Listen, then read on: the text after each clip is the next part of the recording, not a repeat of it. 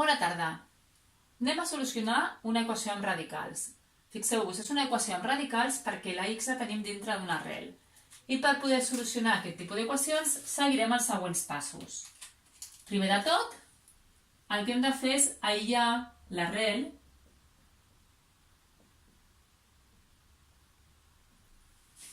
i faig operacions. És a dir, el primer pas és aïllar l'arrel i faig operacions. Fixeu-vos que aquí, si aïllo l'arrel, em quedarà 2x més 1 igual a 7 i aquesta x que és positiva passa a l'altra banda negativa. No puc fer operacions. Si jo aquí tingués 7 més 4x, per exemple, a l'aïllar aquesta x a l'altra banda, podríem sumar o restar, en aquest cas, els termes que tenen x. En aquest cas, no puc fer operacions, per tant ja tinc aïllada l'arrel. Segon pas. Com podem treure l'arrel? És a dir, recordeu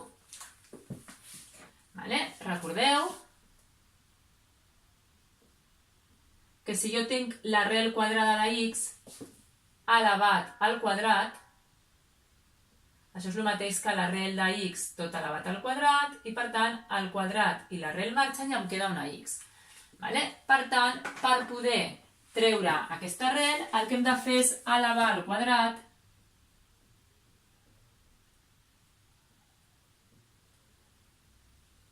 els dos costats d'aquesta equació, perquè si jo elevo al quadrat a aquest costat, com és una equació, he de fer exactament el mateix en aquest altre costat. Per tant, elevem al quadrat els dos costats de l'equació.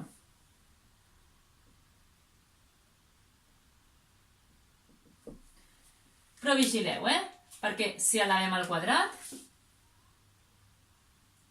tindré 2x més 1 tot elevat al quadrat i aquí he de fer 7 menys x tot elevat al quadrat. Com hem dit, quadrat i arrel marxa i per tant em queda l'equació 2x més 1 igual a 7 menys x tot al quadrat. Quin serà el tercer pas que hem de fer ara?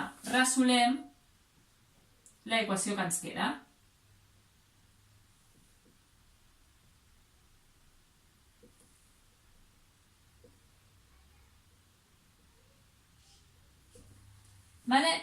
I vigileu aquí un altre cop, perquè aquí sempre, o la majoria de les vegades, em quedarà una identitat notable.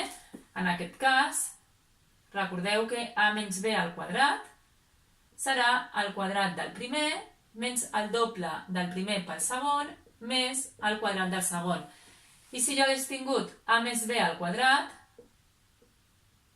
doncs seria exactament el mateix, el quadrat del primer més el doble del primer pel segon més el quadrat del segon.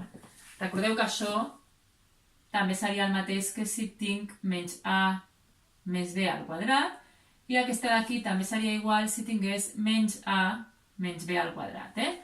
Per tant, aquí el que tenim és 7 menys x al quadrat.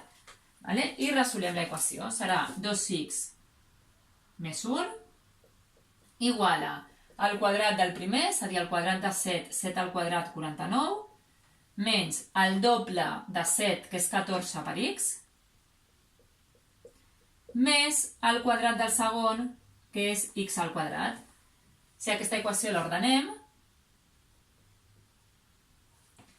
aquest 2x, que és positiu, passa aquí negatiu, per tant, menys 14 menys 2 menys 16x, i aquest 1 positiu passa aquí negatiu i per tant 49 menys 1 més 48. Tinc aquí una equació de segon grau on fixeu-vos que la a justament és 1.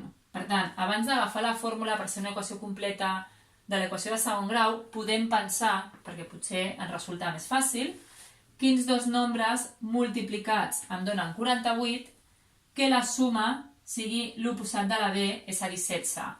I fixeu-vos que en aquest cas és 12 i 4. 12 per 4, 48, 12 més 4, 16, que és l'oposat d'aquest.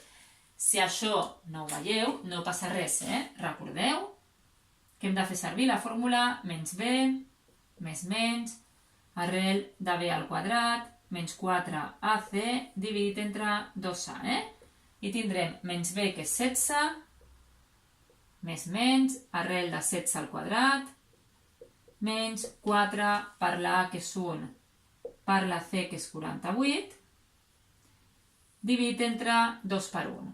Vale? I trobareu, fent aquest càlcul, 12 i 14. Hem trobat aquestes solucions, però ara hem de fer el quart pas i obligat, que és comprovar les solucions. Estem obligats, amb una equació amb radicals, a comprovar les solucions, perquè podria ser que les dues fossin solució, podria ser que fos solució una i l'altra no, o que cap d'aquestes dues solucions, o que cap d'aquests números siguin solucions. Això em ve determinat per aquest quadrat. És a dir, en el moment que jo estic elevant al quadrat una equació, estem elevant el grau de l'equació i, per tant, potser estem donant solucions falses.